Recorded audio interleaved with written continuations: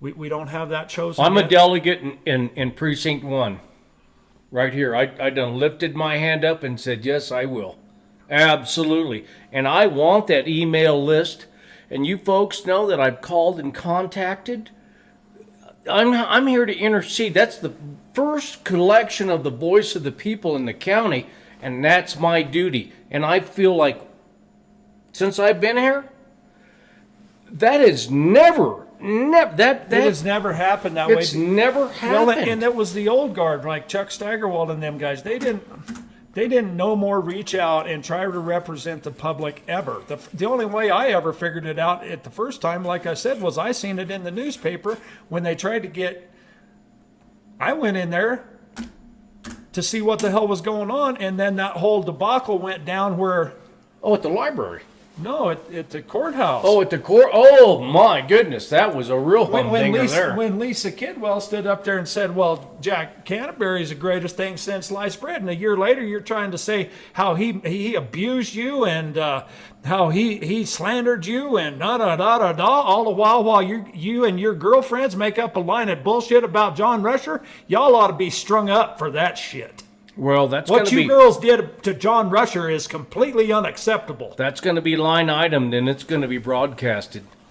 You backed him down, but you ain't backed me down because you can't. There's no way you don't have no leverage on me. And that's why y'all are going down. Because you're not representing us. You're not representing me, Nikita. Don, you know better than that. That's why I've heard that you're not even running again. As you shouldn't, because you have no business. All you want to do is follow Lisa around instead of representing me. You want to follow Lisa around like you think she's your friend. She ain't your friend. She ain't nobody's friend. She's a conniving, using person. That's what she does. What's going on at the clinic? I mean, everybody's like, yeah, she does a great job. That's bullshit. Hell, we got firsthand knowledge.